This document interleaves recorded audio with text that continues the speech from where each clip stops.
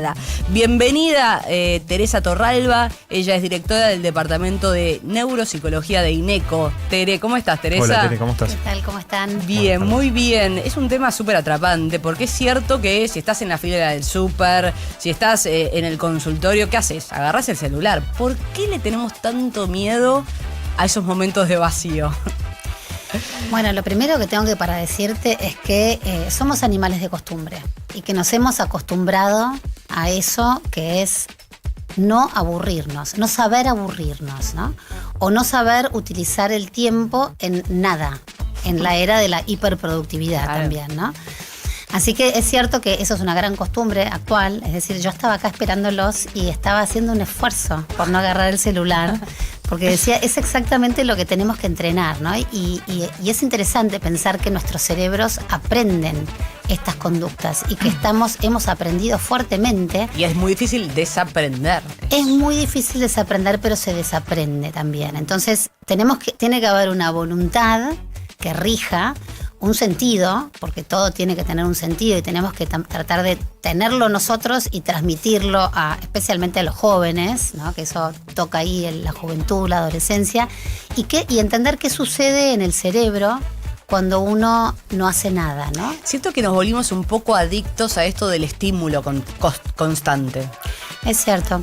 Mira, el cerebro funciona como en redes, ¿no? Que ya hoy mucha gente sabe, por suerte, que existen redes que se prenden y se apagan dependiendo el contexto, dependiendo el estímulo. Y en este caso, justamente cuando uno no hace nada o intenta no hacer nada, hay una red prendida en el cerebro que se llama red por defecto. Hay varias redes, o sea, cuando uno está prestando atención, hay una red de la atención, hay una red ejecutiva, y estamos acostumbrados a, generalmente, hacer cosas, y se encienden esas redes.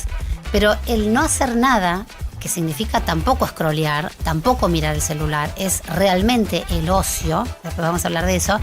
Esto me lleva a un video de Cristian Castro que me acuerdo se viralizó, que el entrevistador le dice, pero vos, Cristian, ¿qué haces en tus momentos libres? Nada, pero algo, mirás la tele, agarras eso, nada. No hago nada. Bueno, es muy gracioso, nada, pero no limpio, no limpio, no hago nada productivo. Nada, me quedo mirando productivo. a la nada. Increíblemente, ese nada de Cristian Castro es buenísimo, porque lo que hace es se activa esta red que se llama red por defecto, y esa red lo que hace es como si fuera a sincronizar todas las vivencias y las experiencias que hemos tenido. Entonces, es muy importante y preocupa algo de que hoy no haya ese espacio para la nada, ¿no? Para que se active esa red. Es como que se procesa todo, ¿no? Lo que estuvimos haciendo en esa hiperdisponibilidad y esa hiperproductividad, cuando se prende esa red es como que se procesa, como que decanta, ¿no? Decanta, se procesa, se filtra, se almacena, es decir, que también podemos memorizar más. Y además surge la posibilidad tan, para mí, importante de la introspección, que eso sí que falta. Estamos todos de acuerdo que la introspección hoy es una materia que tenemos pendiente porque no estamos educando a las generaciones venideras, yo trabajo mucho con adolescentes, en la importancia de estos espacios de la nada, de este ocio que no es el aburrimiento, ¿no? También a mí me parece interesante como distinguir aburrirse del ocio, ¿no? Porque el aburrimiento tiene una connotación negativa, ¿no? Es como uno quiere estar enganchado en algo y no lo logra y se aburre. Y es una señal, y no estás pudiendo prestar atención, no te estás pudiendo enganchar. Entonces uno se puede aburrir en una clase de filosofía, uno se puede aburrir en la clase de biología, pero el ocio que lleva justamente a esta red por default o por defecto, lo que hace es darle una respuesta al aburrimiento. Si estás aburrido, busca ese espacio para la nada. Escúchate a vos, mírate a vos mismo. Mírate a vos, mira la naturaleza. También existe el ocio activo, ¿no? Que es hacer deporte, por ejemplo. Ir a caminar, sí, hacer yoga. Pero bueno, a mí este tema me llevó a reflexionar pensando que también cuando hacemos yoga, hacemos deporte, leemos un libro, también está detrás la productividad a veces, ¿no? Y además demostrar que lo hicimos, como si tuviéramos que ser productivos también en el ocio. Es verdad, por eso uno va cargando con culpa y al final no hice nada, me quedé todo el fin de semana tirado en el sillón, ¿no? Y está buenísimo y seguramente no lo ves hoy, pero en el tiempo eso te va a ayudar y te va a servir un montón. Hay que conectarse con esos momentos, mucho más hay que saber registrarlos, pero ¿sentís que esta intolerancia al aburrimiento golpea más al adulto que a un joven que de alguna manera ya nació con un dispositivo en la mano? No pienso eso. Pienso que el joven que nació con un dispositivo en la mano cree que no está haciendo nada. Es peor en los chicos. Lo veo peor en los chicos, sí. Siento que nosotros tuvimos la experiencia de aburrirnos y de encontrar algo que nos desaburra, ¿no? Que también es interesante porque también se mezcla estar aburrido, estar triste, estar ansioso, como entender mejor cuál es la emoción que estamos atravesando y a partir de eso buscarle una respuesta. Y yo creo que nosotros, los adultos, y ni hablar los adultos mayores, han tenido que no tenían ni televisión y que tenían que divertirse, no sé, pateando la pelota en la calle o yendo a la plaza o jugando a la payana, no sé, no. Yo saltaba la soga, digo, no es tan atrás esto, ¿no? Al elástico. Entonces buscábamos formas de recrearnos, que eso sí era ocioso, pero activamente y no a través de la tecnología. Hoy yo creo que los jóvenes no saben, no conocen ese espacio del ocio pasivo o el activo probablemente sí, pero el pasivo, el no hacer nada, pero no agarrar el teléfono y scrollear, porque ahí sí que se activan otras redes, ¿no? Que sabemos muy bien lo que sucede con el scroll infinito, la recompensa, este loop, la fragmentación de la atención y acostumbrar a nuestro cerebro, que nos estamos acostumbrando también los adultos, ¿no? No es solamente una cuestión de chicos, los adultos también estamos así. Yo siempre digo, cuando uno critica la cantidad de tiempo que se pasan los chicos con el celular, en las redes sociales, ¿qué hacemos nosotros, no? Sí, porque imitan, obviamente. Absolutamente, ¿no? Sí, obvio. Absolutamente. Entonces, yo creo que nosotros tenemos una responsabilidad enorme en esto. Yo escuchaba ayer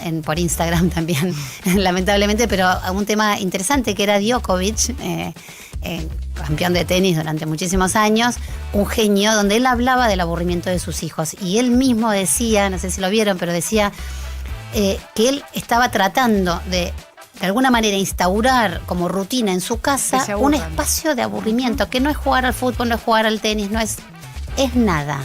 Es en nada de Cristian Castro. Sí, es nada. Por eso sí. Y que te ayuda como a hacer introspección, es pero como bueno. Que hay prejuicio hacia ese nada también a veces. Es tremendo. Sí, hay como mucho prejuicio. Mucho prejuicio. Porque si no tengo algo de la casa, tengo algo de trabajo. Si no tengo algo del trabajo, tengo algo pendiente. O sea, siempre hay un pendiente superior.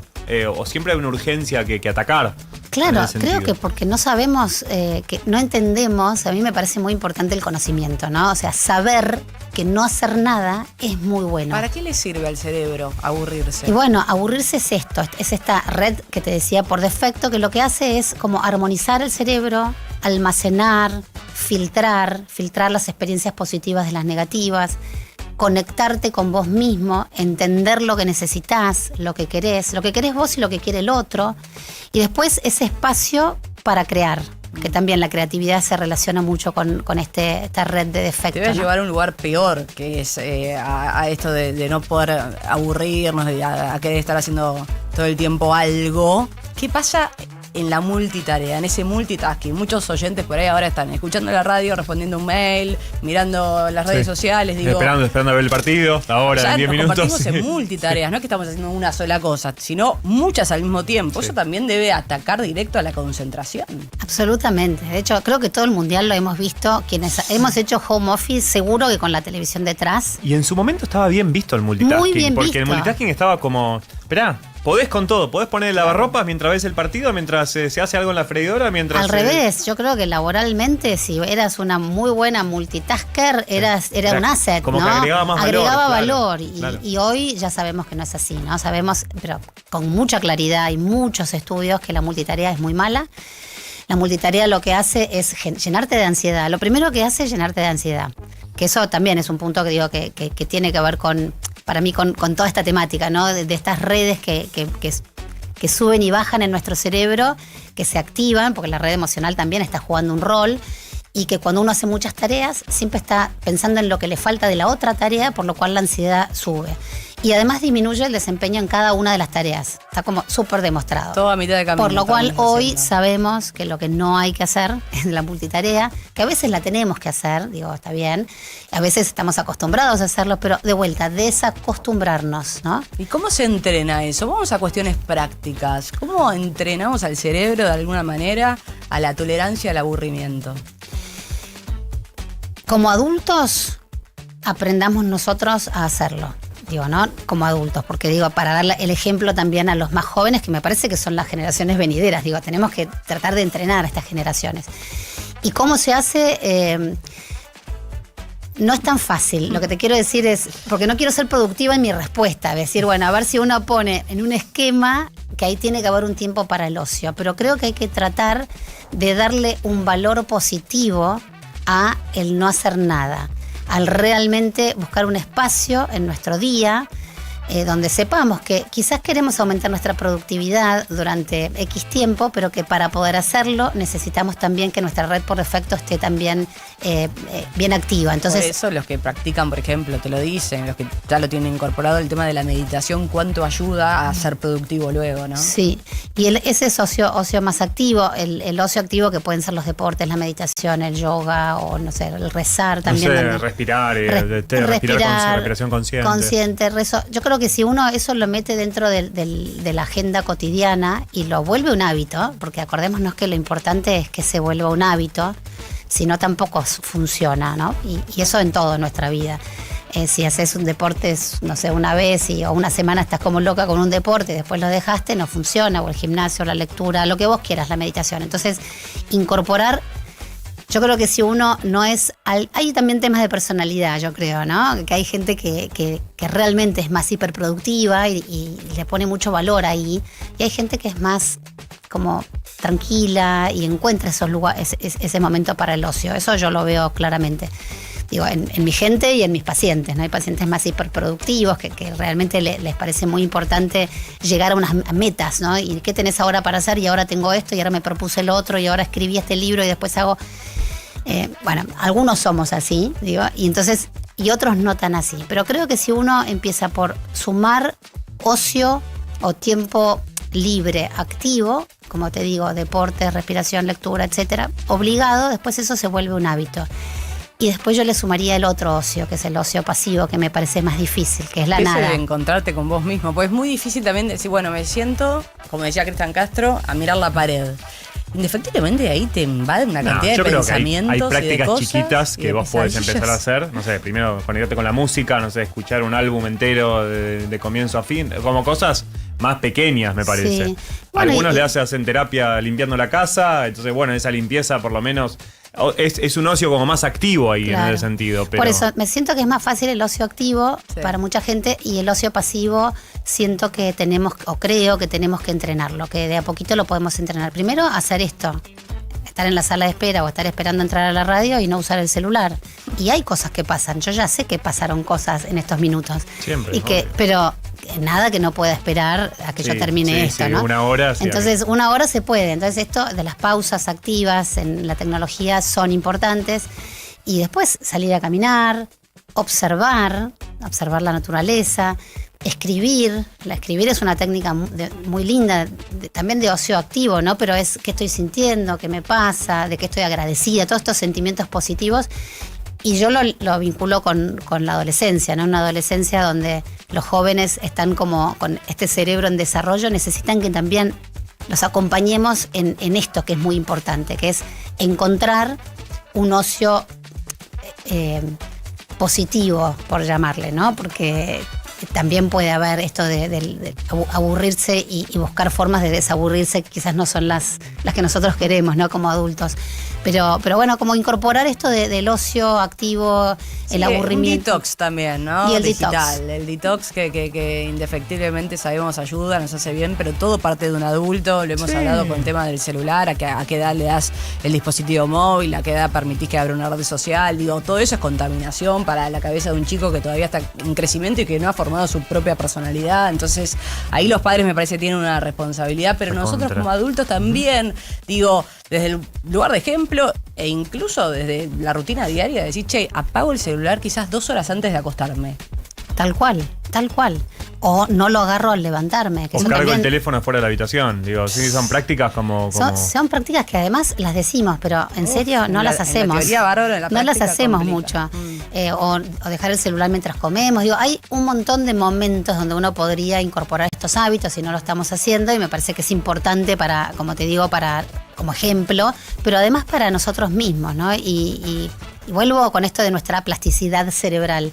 Tenemos un cerebro tan plástico que hagamos lo que hagamos, si lo hacemos con constancia y con perseverancia, después eso se incorpora en las redes automáticas de nuestro funcionamiento, ¿no? Entonces, pero hay que, bueno, por supuesto que en algún momento hay que empezar y empezar para hacer la huella, ¿no? Que después se hace, y en general tarda unos 40 días, ya sabemos, más o menos 40 días para que un hábito se incorpore y después salga más en automático, digamos. Totalmente. Pero bueno, sí tenemos súper incorporado esto de, ante cualquier bache, situación de cola en un supermercado, de consultorio médico, de medio de transporte, es como algo automático que nos sale a agarrar el celular. Eso sí es bastante difícil de poder modificar, siento. Sí, es difícil, pero podemos obligarnos a hacerlo. Digo, estoy segura vos que podés. O sea, podemos. Lo tenemos que intentar. Si yo digo de acá a mi casa, ahora cuando me subo después de la radio, no voy a sacar el celular, porque además no debiéramos usar el celular mientras manejamos de ninguna manera. Sí, pero semáforo, una miradita, Sí. Una pispeada en general, muchos lo hacemos. Entonces, si en realidad uno se lo propone y entiende, por eso yo siempre insisto en la importancia del conocimiento, ¿no? Conocimiento y acción después, ¿no? Pero entender por qué es importante. O sea, entender el valor de no hacerlo, pero más allá de que está mal manejar con el teléfono. Exacto. Digo, el valor que te va a otorgar después. Me parece que ese punto de vista me parece interesante, Sí, que menciona Teresa. eso. Registrar, Nos ser falta consciente de lo entender. que, bueno, ahora me voy a esforzar un poco más o voy a Sí. cortar una conducta automática, pero ¿qué voy a recibir en compensación más adelante? Digo. Porque creo No, que y está ahí el aparte tema. reduce esa necesidad de la gratificación inmediata, que es lo que hoy nos da el tema del celular y las redes sociales. Buscamos todo el tiempo eso, que también es una adicción fea, ¿no? O subir una publicación, estar mirando los likes, porque ni siquiera ya mirar el celular para responder mensajes importantes o estar cual. charlando con una amiga o con tu mamá, lo que fuere. Es ya mirar cosas que Sí, que no están tienen- de sí. acá para afuera. Digo, estamos todo el tiempo pensando en el afuera en vez de mirarnos para adentro. Sí, absolutamente. Bueno, por eso el tema del celular, la tecnología, es un tema. Lo que sucede en el cerebro, esta activación de este circuito de recompensa, estos likes que te tiran dopamina, digo, esto que sucede, que es así, de alguna forma lo tenemos que desactivar, ¿no? Bueno, hoy en día nosotros en INECO, de hecho, hay un montón de consultas por el tema de la adicción a la tecnología. Ya es una moneda frecuente, ¿no? Donde se empieza a trabajar puntualmente cómo hacer para como desacostumbrar este hábito que hace que los chicos no puedan hacer, o los jóvenes y los más adultos, todos, no podamos hacer otra cosa, o que nos agarre esa ansiedad por qué pasó si realmente nos quedamos sin batería. O sea, yo ya creo que nadie se queda sin batería, pero porque se mueren. La gente llega al consultorio y te dice, tenés un enchufe, ¿no? Sí. Hola, ¿cómo ¿verdad? estás? Venís a evaluarte, vamos a conocer cómo está tu cognición, cómo está tu memoria, y lo único que les importa es cargar el celular, ¿no? Y uno también lo tiene, ¿ves? Y tenés Háganse este ejercicio, esta pregunta que me parece espectacular a los oyentes también. ¿Cuánto tiempo aguantás sin mirar el celular? Está bien, registrarlo. Claro. Hagamos un ¿Cuánto tiempo registro. aguantás? Hagan el juego de, a ver, voy a Tal cual. aguantar. Sí, y yo Tal cual. vuelvo, me parece, a esto de las prácticas cortitas, digo, cotidianas, digo, me parece. O sea, hay mucha gente, por ejemplo, entra al baño con el teléfono, digo, es normal, digo. Entonces, bueno, entrar al baño sin el teléfono. Me parece Claro. que empezar de a poquito, y los especialistas acá me van a corregir si me equivoco, pero creo que tenemos que empezar de a poquito para ir corrigiendo estas cositas, ¿no? Sí, no, estoy de acuerdo, me parece bien. Celular, o sea, comida sin celular, No sé, sacar al perro sin el teléfono. sin el digo, teléfono, son- contacto con la naturaleza sin teléfono, porque también está esto de registrar todo lo que hacemos, ¿no? Entonces uno, o sea, muchos de nosotros vas de viaje a un lugar espectacular y estás pensando más en cómo va a salir la foto de ese lugar espectacular. O sea, vos ves Totalmente. todo a través al final la del pantalla. lente, de la pantalla. Viste que los músicos se suben al escenario y dicen, por favor, vivan el recital. Sí, exacto. Que existe adelante de esa pantallita. Bajen los celulares. Hay cantantes que Totalmente. se enojan, no les gusta, pero porque es verdad, te estás perdiendo el momento. Hay mucho del presente allí que se escurre solo la necesidad de subir algo a las redes sociales, ¿no? Total. Pero ¿qué es peor? Estamos acá con Teresa Torralba, directora del Departamento de Neuropsicología de INECO, hablando justamente de esta necesidad de recuperar ese tiempo de ocio y de entender que aburrirse está bueno, hacer nada. Pero creo que los padres muchas veces se equivocan con algo y quiero que acá nos des tu consejo qué hacer cuando le enchufás la tablet, el celular a tu hijo en la mesa para que no se aburra. Sí. Bueno, obviamente que no estoy muy de acuerdo con esa conducta. Que no quiere decir que la juzgue, ¿no? Porque cada no, uno... son dos cosas distintas. No. Nada que ver. O sea, uno dice lo que piensa con respecto a lo que conocemos que es mejor. Pero eso no quiere decir que después cada cual hace lo que puede. Definitivamente... yo no estoy muy a favor ni de las pantallas ni de los celulares a edades tempranas, más que todo entendiendo el impacto que tiene a nivel desarrollo cerebral, ¿no? Así que hasta los 13 años en general uno pensaría que los chicos debieran no tener acceso a las pantallas. Y menos que hemos visto, ¿no? Casi como si fuera un chupete en los chiquitos de 6 meses, en los chiquitos de 1 año, pantalla, iPad, los dibujitos animados y... que yo entiendo que funciona como un pacifier, como algo que les da tranquilidad, ¿no? Como si fuera el chupete, pero bueno, no. Yo lo que estoy segura es que tenemos por eso que estar muy convencidos los adultos y tener conocimiento de que tenés que presentarle al chico, y esto no es fácil, Agus, presentarle al chico una opción mejor que la pantalla. Y ahí nos quiero ver. ¿No? Y ahí nos quiero ver, yo creo que ahí nos interpela. Sí, que le genere mayor, que sea una fuente de felicidad o una fuente de ocio, activo o pasivo. Sí, de disfrute o de diversión o de... Que el chico termina la o de pantalla crecimiento porque... intelectual, de crecimiento, lo que vos del quieras. adulto. Todo arranca por una comodidad del adulto que después Obvio, se traduce en esa adicción claro. del chico a eso que vos le ofreciste. Digo, No. entonces, llevarlo a otra opción implica la participación del adulto, Exactamente. porque lo tengo que Conciencia, sacar a la plaza, sí. porque lo tengo que hacer alguna actividad y tengo que estar yo ahí. O tengo que erogar Entonces, dinero, o que tengo que erogar tiempo. Hay mucho de eso para comprender. Mucho. Y ahí es donde te digo bueno. que ahí nos quiero ver a nosotros, Claro. ¿no? Porque ahí es donde uno tiene que poner el cuerpo, tiene que Obvio. poner las emociones y la mente para decir qué puedo ofrecerle en este espacio a mi hijo que sea mejor que los dibujitos animados o que un juego, no sé, de guerra, o un juego de fútbol, lo que sea. Y ahí me parece que entonces es responsabilidad nuestra ¿y entonces qué puedo darle? Y bueno, y ahí a galopar se ha dicho, no sé, tenemos que pensarlo, pero tenemos que entender que bueno, que así es un poco como fuimos criados también nosotros, ¿no? Esto no es una cosa que estamos pidiendo algo extraordinario. Digo, bisabuelos, abuelos, todos fuimos criados, ya sea a la calle, al jardín, a lo que al colegio, pero a hacer cosas, a pensar cosas, a inventar cosas. Yo me acuerdo la creatividad es clave y se pierde también. Yo me acuerdo que la a mi hijo yo tecnología. lo llevaba a un lugar que se llamaba Pequeños Inventores, que acá en Palermo justamente, y tenía 2 años, y 3 años, y 4 años, y agarraban lo que había y armaban cosas, ¿no? Eso, yo pregunté hace poco a ver si todavía sigue, porque la verdad es que hoy con el tema de la tecnología, ya estas artes más manuales... Sí, la tangibilidad es como que quedó en Exacto, segundo plano. Quedó en segundo plano y él armaba barcos y después le ponía un motorcito y eran chiquitos y se divertían y rompían cosas y armaban. Entonces me parece que el gran problema, y es del adulto y no es del niño, es qué le ofrecemos. Y ahí no sé. Muy interesante, una charla que da para largo, es un gran debate que seguramente en tu casa se habrá tocado y que todavía no le encontramos, pero de a poquito, con esos pequeños cambios que se conviertan en hábitos, Tal podemos mejorar tanto los adultos como también ayudar a nuestros hijos, los adolescentes, los chicos, las Total. nuevas generaciones, las Nuevas futuras, generaciones. los que van a quedar acá en ese mundo. Gracias, un placer, Teresa. Un placer estar con Me ustedes. encantó que hayas venido acá, Coworker. Teresa Torralba. Te marqué la R. Mucho Gracias, R. Teresa, gracias por Un venir. placer. Menos mal que no se nos patina, ¿no? La R, porque si no. Teresa Torralba, directora del Departamento de Neuropsicología de INECO, un placer haberte tenido. 4 de la tarde en toda la República Argentina, 15:02 la actual en Buenos Aires. ¿Y qué les parece? Disfrutamos de buena música, pensar.